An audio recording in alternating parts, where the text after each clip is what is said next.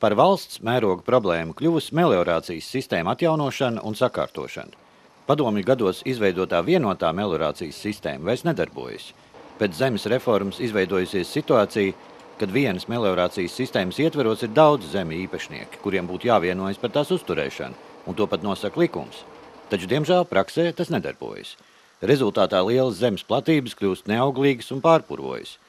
Sevišķi aktuāli šī problēma ir novados, kur ir aplūstošās teritorijas, un savulaik tikuši izveidot polderi. Tas ir meliorācijas sistēmas, kas veidotas, lai aizsargātu teritoriju no aplūšanas pavasara palu vai plūdu laikā. Cernikavas novadā ir vairāk šādu polderi. Nozīmīgākais – Eimuru mangaļu polderis. Eimuru mangaļu polderis ir koplietošanas meliorācijas sistēma, kur katrs īpašnieks ir atbildīgs par savu meliorācijas sistēmas daļu, un šajā polderī īpašnieku skaits ir rakstāms ar 4 cipariem. Līdz ar to panākt to, ka viena sistēma darbojās normāli un kvalitatīvi, kad ir vairāk kā 1000 atbildīgo personu, nav iespējams.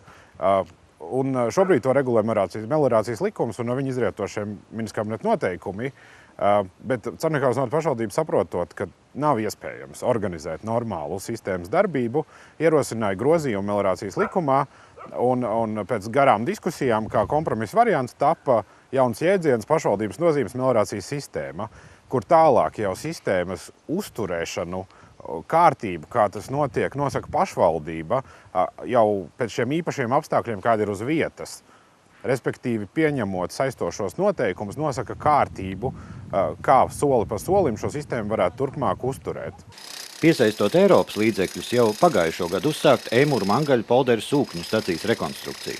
Šobrīd darbi rit pilnā sparā un paredzams, ka jau rudenī atjaunotā sūkņu stacija būs gatava pildīt savas funkcijas.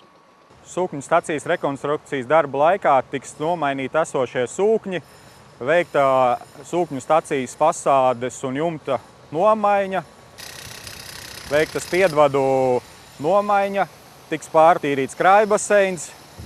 Uz doto mirkli mēs esam veikuši esošo sūkņu demontāžu un spiedvadu demontāžu. Esam konstatējuši esošo situāciju, kāda ir faktiski, un sākam jau uzstādīt jaunās konstrukcijas. Sūkņi tiek piegādāti, veicam pašlaik krājbaseinu pārtīrīšanu. Un, teiksim tā, procentāli tas varētu uz doto mirkli sastādīt apmēram 30% no padarītā. Bet, ja ņemam vērā visus sūkņus un pasūtīšanu, tad jau būsim tikuši pāri pusē. Tā kā rezultāts tuvākajā laikā jau būs redzams. Par meliorācijas sistēmas rekonstrukcijas darbiem ir gandarīti arī Cernikavas novada iedzīvotāji, kuriem dabas untumi šajā teritorijā nereti radījuši problēmas. Pavasaros ir diezgan grūti, jo iepriekšējā pavasarī gan mūsu pagrabs bišķi bija mitrums iekšā, gan tā, bet tagad jā, cerams ar šo renovāciju, ka būs jau viss tā kā kārtībā, ka nebūs vairāk, jo diezgan mitrs viss apkārt ir, jā. Augšējā, tur, kur pie sūkņu stacijas tajā galā vēl nav tik traki, bet kā tā iet augstāk uz vietu, uzreiz tas ir zemāk pret, tad ir tā kā ir slapjāks un līdz ar to arī. Paredzams, ka Cernikavas novada pašvaldības iniciētie likuma grozījumi jau šogad tiks apstiprināti, un tas dos iespēju arī citiem novadiem uzsākt viņu teritorijā esošo meliorācijas sistēmu atjaunošanu.